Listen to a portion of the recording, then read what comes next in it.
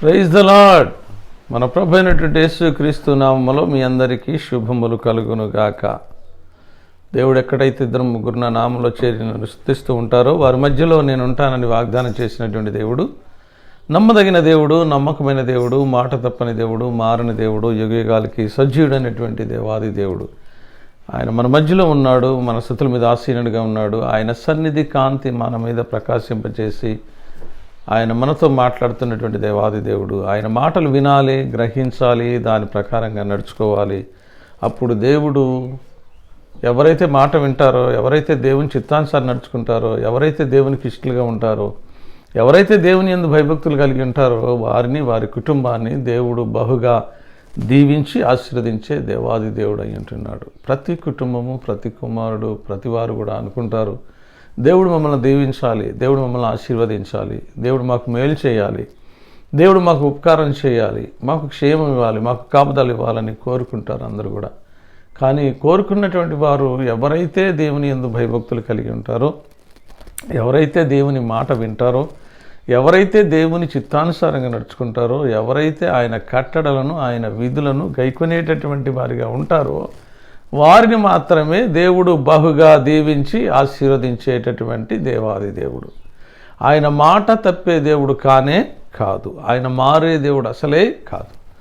దేవుడు ఒక దగ్గర వాగ్దానం చెప్తాడు, అబ్రహాం నువ్వు అడుగు పెట్టు ప్రతి స్థలాన్ని కూడా నేను దీవించి ఆశీర్వదిస్తాను అంటున్నాడు. దేవునికి మహిమ కలుగునుగా. హల్లెలూయా. దేవుని మహాకృపను బట్టి దేవుడు గడిచినటువంటి 12 సంవత్సరాలుగా యూకే రాకోకుండా, బిడ్డల దగ్గరికి రాకోకుండా, మరి దేవుడు అప్పగించిన పని నమ్మకంగా చేయడానికి తన ప్రణాళిక సిద్ధపరిచి ఇండియాలో మరి ఇచ్చినటువంటి సంఘాల్లో దేవుని వాక్యాన్ని ప్రకటించడానికి, బోధించడానికి కృపనిచ్చాడు. ఎన్నోసార్లు బిడ్డలు మరి మా గృహానికి రావాలి, మా దగ్గరికి రావాలని ఎన్నో పర్యాయాలు అడిగినా కానీ మన ఆలోచనలు వేరు, దేవుని ఆలోచనలు వేరు. మన తలంపులు వేరు, దేవుని తలంపులు వేరు.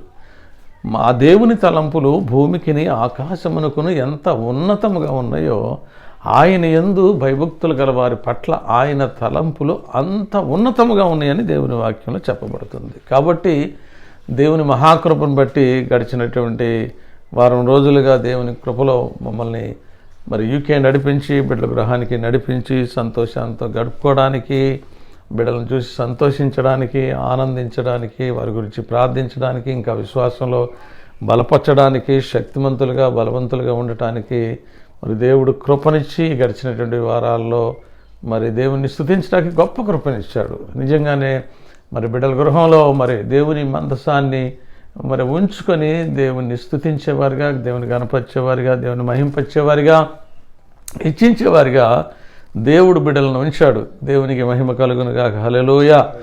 దేవుడు మాట తప్పేటటువంటి దేవాది దేవుడు కాదు, కానీ ఆయన ఎన్నడూ మాట తప్పుడు. అటు రీతిగా దేవుడు ఆ బిడ్డల్ని దీవించాడు. ఎందుకంటే వారు బయటికి వెళ్ళినప్పుడైనా, వచ్చినప్పుడైనా, ప్రతి సమయంలో ఏ పని చేయాలన్నా, ఏది జరిగించాలన్నా ప్రార్థనాపూర్వకంగా దేవుణ్ణి అడిగి దేవుడు చేయమంటే చేయటం, లేకుంటే వద్దంటే మానేయటం అనేటటువంటిది మరి వారు కూడా అలాంటి భయభక్తులు కలిగినటువంటి వారిగా ఉన్నారు. దేవునికి మహిమ కలుగునుగా. హల్లెలూయా. దేవుని యందు భయభక్తులు కలిగినటువంటి వారిని దేవుడు బహుగా ఆశీర్వదించే దేవుడు, దీవించే దేవుడు, మేలు చేసే దేవుడు, ఉపకారాలు చేసేటటువంటి దేవాది దేవుడు. దేవుని మహాకృపలో మాకు ఇద్దరికి మా ఇరుని దేవుడు జ్ఞాపకం చేసుకొని కుమార్తెనిచ్చాడు. మరి కుమారుడు తన మరి సుధారాని, లేకుంటే బుజ్జినానా, చిన్నాళ్ళు బిడ్డలందరూ కూడా దేవుని యందు భయభక్తులు కలిగినటువంటి వారిగా అనుక్షణము ఆ ప్రతి సమయంలో కూడా దేవుని స్తుతించే వారిగా ఉన్నారు. దేవునికి మహిమ కలుగునుగాక. హల్లెలూయా. అదేవిధంగా యుఎస్లో ఉన్నటువంటి కుమార్తె, తన భర్త, మరి ఇద్దరు పిల్లలు, మోహన్బాబు, హన్సీ కూడా ఉన్నారు. వాళ్ళు కూడా మరి దేవుని యందు భయభక్తులు కలిగి ఉండేటటువంటి వారిగా ఉన్నారు. వీళ్ళని మరి నా బిడ్డలని విధంగా మరి భయభక్తులు కలిగి ఉండినప్పుడు నేను అనుకుంటున్నా, యెహోషువ అన్నట్టుగా నేనును నా ఇంటి వారును యెహోవాను సేవించి ఉన్నాం అనేటువంటి లేఖన సత్యం నా పట్ల కూడా దేవుడు నెరవేర్చి మమ్మల్ని తృప్తిపరిచి, మమ్మల్ని సంతోషింపజేసి, మమ్మల్ని ఆనందింపజేస్తున్నటువంటి దేవాది దేవుడు. అంతకు మించినటువంటి ధన్యత ఎవరికి లేదు ప్రియులారా. మనకు కూడా ఈ వాక్యం చూస్తున్నటువంటి మాటలు వినేటటువంటి ఏ కుటుంబమైనా, ఏ వ్యక్తి అయినా, సామాన్యులైనా, సామంతులైనా, ధనికులైనా, దరిద్రులైనా, లోకములో ఉన్న ప్రతివారు ఎవరైనా సరే దేవుని యందు భయభక్తులు కలిగి ఉంటే గనక, దేవుని మాట వింటే గనక, దేవుని చిత్తానుసారంగా నడుచుకుంటే గనక, దేవునికి ఇష్టలుగా ఉంటే గనక, దేవుడు వారిని, వారి కుటుంబాన్ని బహుగా దీవిస్తాడు, ఆశీర్వదిస్తాడు. ఏ సందర్భం వచ్చినా, ఏదొచ్చినా కానీ భయపడకుండా ధైర్యంగా నిలబడి ప్రతి సమస్యను ఎదుర్కొని దేవుడు దాచి ఉంచిన దీవెనల ఆశీర్వాదాలు పొందుకోవడానికి వెంబడి కృప కుమ్మరించేటటువంటి దేవాది దేవుడు. ఒకవేళ ఏదైనా సమస్య వచ్చినా, సమస్య ఒకటి ఎదురైనప్పటికీ దేవుని బిడ్డలైనటువంటి వారు దాన్ని ఎదుర్కొంటారు. ఎదుర్కొన్నప్పుడు దేవుడు ఏం చేస్తాడంటే గొప్ప దీవెన దాని వెనక దాచిపెడతాడనమాట. ఎందుకంటే వాళ్ళు ప్రార్థన ఏ విధంగా చేస్తున్నారు, ఏ విధంగా భయభక్తులు కలిగి ఉన్నారు.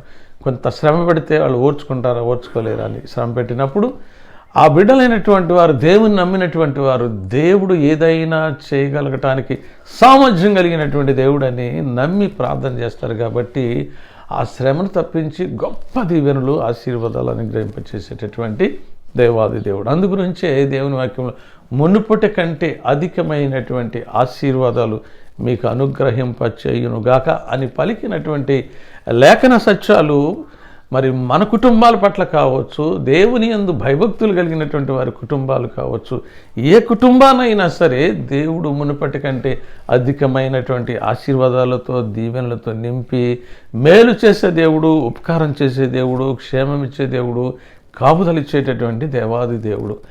ఆయన బిడ్డల పట్ల ఆయనకున్నటువంటి మమకారం, ఆయనకున్నటువంటి ప్రేమ, ఆయనకున్నటువంటి గొప్ప ఆలోచన ఎంతో గొప్పది.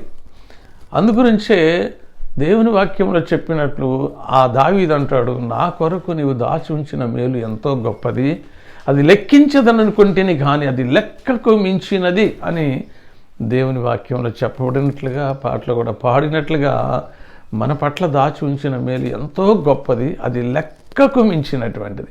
లెక్కించడానికి మన తరము కాదు ప్రియులారా. అందుగురించే మన పితరుడైనటువంటి అబ్రహామును అన్నాడు, నిన్ను ఆశీర్వదిస్తాను, నిన్ను దీవిస్తాను, నా ఆశీర్వాదాలను వెక్కించగలుగుతావంటే అబ్రహాము నమ్మలేనప్పుడు అబ్రహాముని గుడారం నుంచి బయటకు తీసుకుని వచ్చి ఆకాశం వైపు చూపించాడు, కింద ఆ భూమి అంక చూపించాడు. పైన ఆకాశం వైపు చూసినప్పుడు అబ్రహామా నీకేం కనపడుతుంది అని అన్నప్పుడు నక్షత్రాలు కనబడుతున్నాయి అని చెప్పాడు అబ్రహాం. నక్షత్రాలని లెక్క పెట్టగలవా అబ్రహామా అని దేవుడు అన్నప్పుడు, అయ్యా నా తరము కాదయ్యా లెక్క పెట్టడం అన్నాడు. అప్పుడు దేవుడు ఏమన్నాడంటే, నక్షత్రముల కంటే నిన్ను అధికంగా నేను ఆశీర్వదించబోతున్నాను అన్నాడు. దేవునికి మహిమ కలుగునుగా. హల్లెలూయా. కింద భూమిని చూపించి ఇసుకను చూపించాడు. ఇదిగో ఈ ఇసుకను చూస్తున్నావా, నువ్వు లెక్క పెట్టగలవా అన్నాడు. అయ్యా ఇది లెక్క పెట్టడం నా తరం కాదయ్యా అంటే, నీ సంతానాన్ని నిన్ను బహుగా ఆ ఇసుక రేణువుల కంటే ఎక్కువగా ఆశీర్వదిస్తాను అన్నాడు దేవుడు. దేవునికి మహిమ కలుగునుగా. హల్లెలూయా. ఆయన మాటలు ఎప్పుడు నిరర్థకం కాదు. ఆయన మాటలలో ఒక ఒత్తైనా, ఒక సున్నైనా, ఒక పుల్లైనా తప్పిపోవడానికి వీలేదు ప్రియులారా. అట్టి దేవుని కృప దేవుని యందు భయభక్తులు కలిగినటువంటి వారికి, దేవునికి ఇష్టలైనటువంటి వారు, దేవుని మాట వినేటటువంటి వారికి అట్టి ఆశీర్వాదాలు, దీవెనలు ఆశీర్వదించే దేవాది దేవుడు అంటున్నాడు. అందుగురించే దేవుడు తన దాసులతో అంటున్నారు, తన యందు భయభక్తులు కలవాడుతున్నాడు, నువ్వు అడుగు పెట్టు ప్రతి స్థలాన్ని కూడా నేను దీవిస్తా, ఆశీర్వదిస్తాను అంటున్నాడు. ఆ విధంగా మన పితరులైనటువంటి వారు దేవుని మాట విన్నారు, దేవుని చిత్తానుసారం నడుచుకున్నారు, ఆయన కట్టడలను, ఆయన విధులను గైకొన్నారు, ఆయన దాచి ఉంచిన మేలులు, దీవెనలు, ఆశీర్వాదాలు పొందుకున్నారు.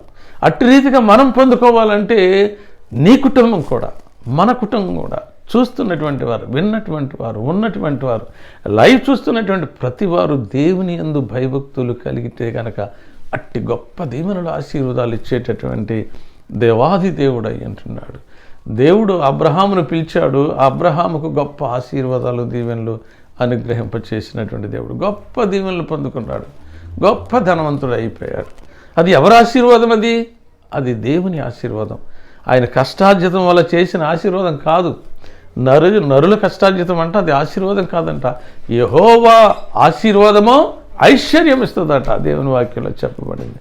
అందుచేతనే తన దాసుడైనటువంటి తన పనివాడైనటువంటి ఎలియాజరు అబ్రహాం గురించి ఆదికాండములో 24వ అధ్యాయం 34వ వచనంలో ఏమని చెప్తున్నాడంటే, ఆదికాండము 24వ అధ్యాయము 34వ వచనం, అంతటా అతడిట్లా నేను అబ్రహాము దాసుడను,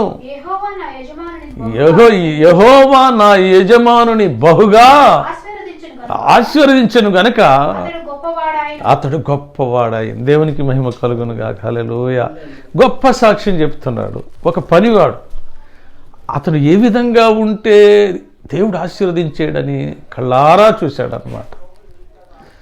చూసి అట్టి ఆశీర్వాదం నా యజమానుడు పొందుకున్నాడని సాక్ష్యం చెప్తుంటే ఎంత గొప్ప ధన్యత.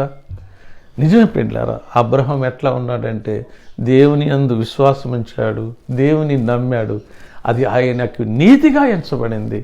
మనం కూడా దేవుని బిడ్డలుగా ఆశీర్వదించబడాలంటే దేవుడు మన గృహంలో ఉండాలి, మన ఇంట్లో ఉండాలి, మన హృదయంలో ఉండాలి, మన తలంపుల్లో ఉండాలి, మన ఆలోచనలో ఉండాలి.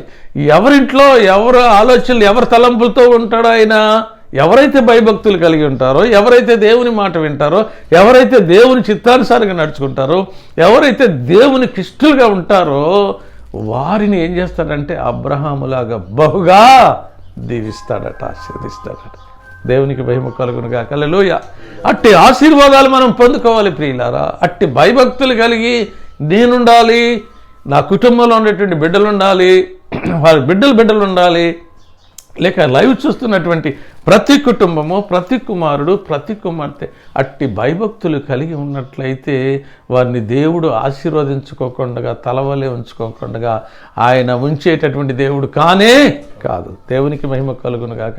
నువ్వు అడిగిన దానికంటే, ఊహించిన దానికంటే అత్యధికమైన దాన్ని యేసు క్రీస్తు నామములో అనుగ్రహింపచేసేటటువంటి దేవాది దేవుడు. అందుగురించే మన పితృడైనటువంటి దావీదు మహారాజు అంటున్నాడు, నా కుటుంబాన్ని దీవించాలి ప్రభా, నా కుటుంబాన్ని ఆశీర్వదించాలని.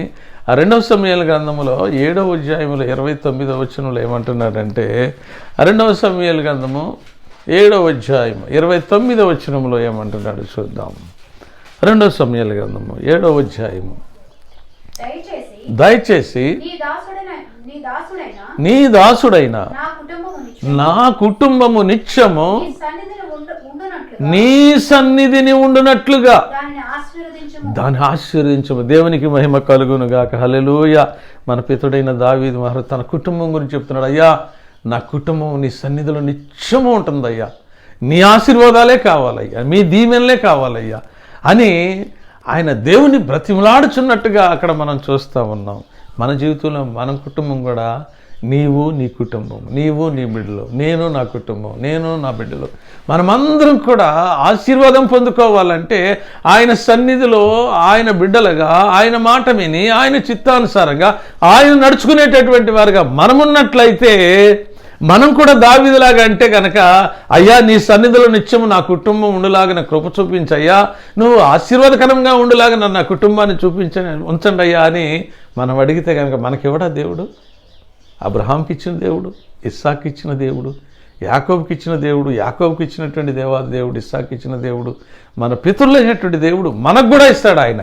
అందుచేతనే ఆయన నిన్న నేడు నిరంతరము ఏకరీతిగా ఉన్న దేవుడు, ఆయన మార్పు లేని దేవుడు, ఆయన మారని దేవుడు, యుగాలకి సజీవుడైనటువంటి దేవాది దేవుడు. కాబట్టి ఎవరైతే దేవుని యందు భయభక్తులు కలిగి ఉంటారో, ఎవరైతే దేవుని దశలుగా ఉంటారో, ఏ కుటుంబంలో అయితే అడుగుపెట్టి వారిని దీవిస్తాడో, ఆశీర్వదిస్తాడో ఆ కుటుంబం బహుగా ఆశీర్వదించబడుతుంది. అబ్రహాము కుటుంబంలో, అబ్రహాము గృహములో దేవుడు ఉన్నాడు. దేవుడు ఆ కుటుంబాన్ని ఆశీర్వదించాడు. దావీదు కుటుంబాన్ని కూడా దేవుడు ఆశీర్వదించాడు. దాని కింద చదువుకున్నట్లయితే చక్కని మాట చదువు మా మాట. యెహోవా నా ప్రభువా, నీవు సెలవిచ్చి ఉన్నావు, నీ ఆశీర్వాదమునంది నా కుటుంబము నిత్యము ఆశీర్వదించబడునుగాక. దేవునికి మహిమ కలుగునుగాక. హల్లెలూయా. నీవు నా కుటుంబాన్ని ఆశీర్వదించి, నా కుటుంబం ఎప్పటి వరకు ఆశీర్వదించబడాలంట? నిత్యము ఆశీర్వదించబడాలట. ఎప్పటి వరకు అంటే మన జీవితకాలం అంతా, మన బ్రతుకు దినములన్నీ ఆయన రాక పర్యంతరం వరకు నిత్యము మనల్ని ఆశీర్వదిస్తూనే ఉంటాడు. ఆశీర్వాదమునకు కారణభూతులుగా చేస్తాడు ఆయన. ఆయన అన్నాడు, మాట తప్పే దేవుడు కాదు.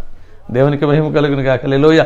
ఎవరు వాళ్ళు నిత్యము ఆశీర్వదించబడేటటువంటి వాళ్ళు ఎవరంటే దేవుని మాట విన్నవారు, దేవుని చిత్తానుసారంగా నడుచుకునే వాళ్ళు, దేవునికి ఇష్టులైనటువంటి వారు, దేవుని యందు భయభక్తులు కలిగిన వారు, ఆయన కట్టడలను ఆయన విధులను గైకొనేవారు మాత్రమే నిత్యము ఆశీర్వాదముగా ఉంటారు. ప్రియులారా, దేవునికి మహిమ కలుగును గాక. హల్లెలూయా.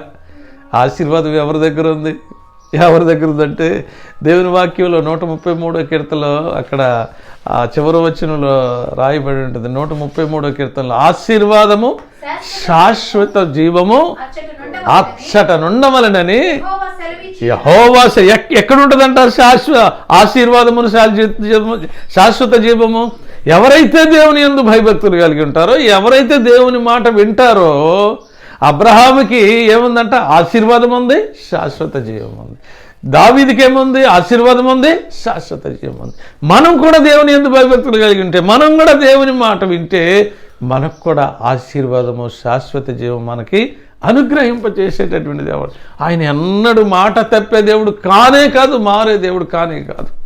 అందుగురించి ఆయన మాట వినాలి, ఆయన చిత్తానుసారం నడుచుకోవాలి, ఆయనకి ఇష్టలుగా ఉండాలి, ఆయన యందు భయభక్తులు కలిగి ఉండాలి, ఆయన కట్టడలను ఆయన విధులను గైకొనేవారిగా ఉంటే కనుక మనల్ని అందరినీ కూడా, మన కుటుంబాన్ని, మన బిడ్డల్ని దీవించి ఆశీర్వదించుతాడు, నిత్యం ఆశీర్వదిస్తాడట.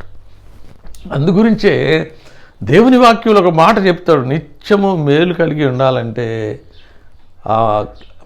ఇర్మీయా గ్రంథములు అంటాడు 32వ అధ్యాయంలో 39-40 వచనంలో ఏమంటాడంటే, ఇర్మీయా గ్రంథము 32వ అధ్యాయం 39-40 వచనం చదువు. మరియు వారికిని వారి కుమారులకును ఏం కలగటానికంట?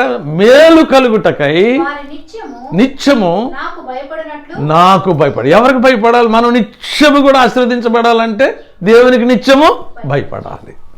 భయపడటం అంటే ఏంటి? ఆయన ఆజ్ఞలను, ఆయన కట్టడలను, ఆయన విధులను గైకొని దాని ప్రకారంగా నడుచుకోవాలి. అప్పుడు ఆ వారును వారు కుమారులను నిత్యము నాకు భయపడినట్లు నేను వారికి ఏక హృదయమును ఏక మార్గమును దయచేయుదును.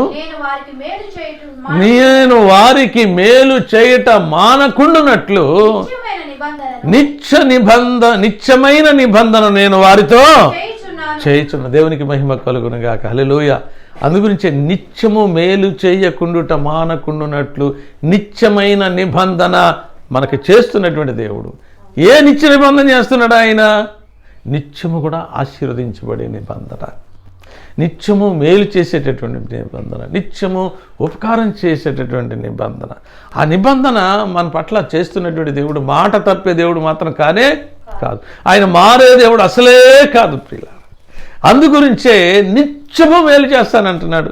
నువ్వు భయభక్తులు కలిగి ఉంటేనే కదా, నీ కుటుంబం భయభక్తులు కలిగి ఉంటే కదా, నీ బిడ్డలు భయభక్తులు కలిగి ఉంటే కదా, నీ పిల్లలు భయభక్తులు కలిగి ఉంటే కదా, నీవు కనుక భయభక్తులు కలిగి ఉంటే, నీ పిల్లలు భయభక్తులు కలిగి ఉంటే 115వ కీర్తనలో 13వ వచనంలో 14వ వచనంలో అంటాడు, చిన్నలనేమి పెద్దలనేమి యెహోవా యందు భయభక్తులు గలవారిని దేవుడు దీవించి ఆశీర్వదిస్తాడంటాడు. దాని కింద ఏమంటాడంటే, మిమ్ములను మీ పిల్లలను వృద్ధి పొందిస్తానంటాడు. భూమి ఆకాశములు సృజించిన యెహోవా సియోన్లో నుండి మిమ్ములను ఆశీర్వదిస్తాను అంటున్నాడు. దేవునికి మహిమ కలుగును గాక. హల్లెలూయా. ఎవరికి ఆశీర్వాదము? ఎవరికి నిత్యమైనటువంటి ఆశీర్వాదము?